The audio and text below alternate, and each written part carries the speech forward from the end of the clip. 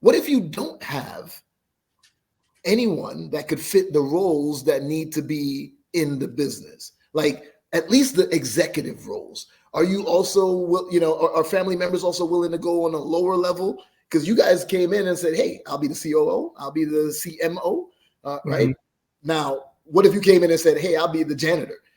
Will people be as excited about that? How do you address that when it's not a leadership position? Because not everybody is skilled or able to be a leader.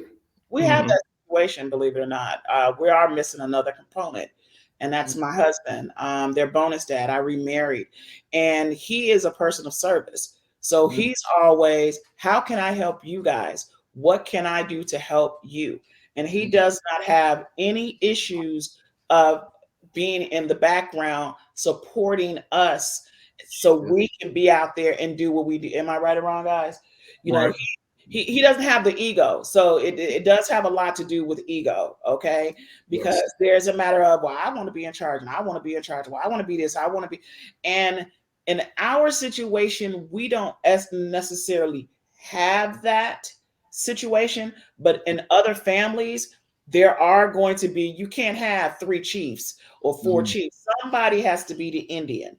And in our particular case, we actually have Indians in our family. Okay, we that don't mind us changing roles. We don't, so whereas there are times when I'm told that I'm the child. You act like a child. I think I'm told that at least it used to be every day. So I think now it's down to twice a week. Okay. It's down to twice a week. But I used to be you're acting like a child. I'm like, no, I'm not. But and sometimes but we do separate. We do have to separate our family roles, like me being mom, him being the son, him being the son. We have to separate. This is business and this is family, and who's going to do what, because we all have our gifts. We all have our interests in other businesses that we want to do. Like Alex is NIL. He's NIL.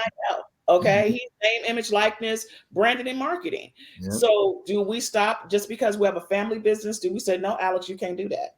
No, we still have to individually have our own, but our family is the core unit.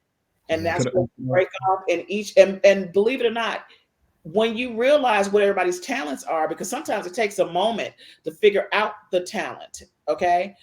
That's when we say, okay, look, why don't you try this position? Because Alex was at a different position at first. And he tried something else, and he tried something else. And then he's like, then we're like, man, you're killing it on the branding side. And he flourished and turned into a whole business to his, NIL. So and can I add something on that as well? Yeah. So, and kind of to tie it back in as well with what you were saying, right? When Dr. T had said ego, right? It comes down to when you said, well, what if you have somebody in your family that doesn't want to be a leadership position, or maybe wants to be a janitor? You find people who have egos, because we all have a family member who has the ego and think they can do it all, right? That's fine. And that kind of goes into that question I asked earlier. Okay, well, if you feel as if you can do it all, what are your skill sets, right? And then let's just say we run into a family member who we look at their skill sets and it isn't a management position, right?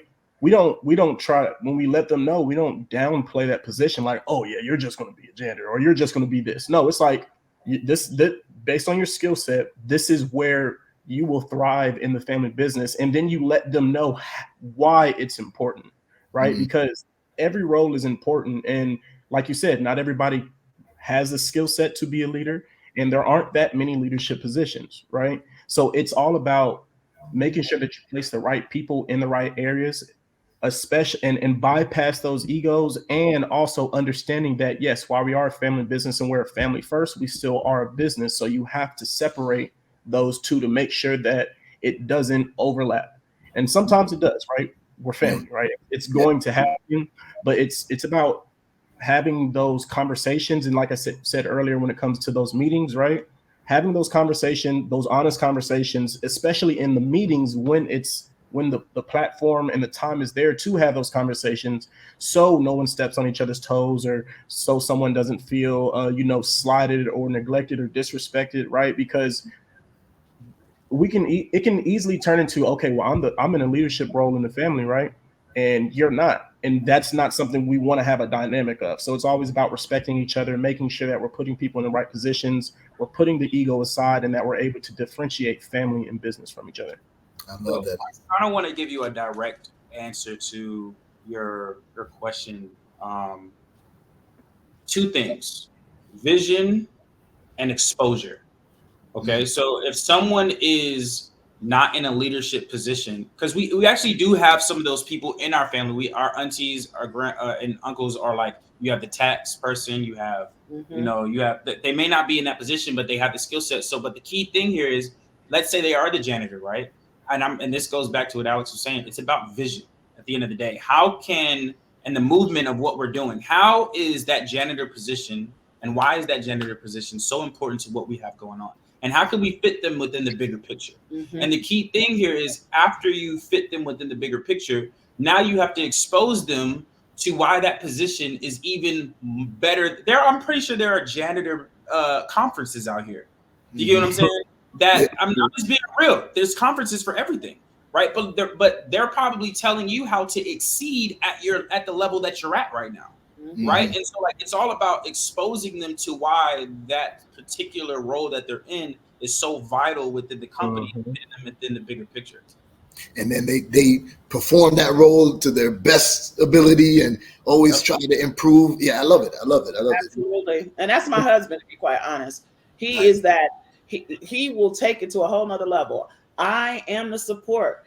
I am the compliance. It's crazy, but he loves it because all he wants to do is be a part of the team. So you have to make people feel as if they're a part of the team. And the personality. And in our vision, they have to be a part of understand the mission and the constitution for our family.